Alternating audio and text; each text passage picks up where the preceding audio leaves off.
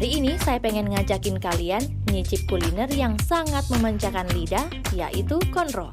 Konro adalah hidangan khas Makassar yang terbuat dari tulang iga sapi direbus dalam waktu lama dengan bumbu khas Makassar. Konro memiliki dua jenis, yaitu sop dan bakar.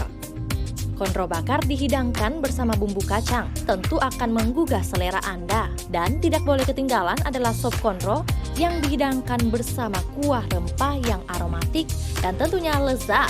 Untuk menikmati konro di Makassar tidaklah sulit, karena ada beberapa rekomendasi seperti konro karebosi, konro bawah karaeng, dan sop konro bertah lorong, dan lainnya.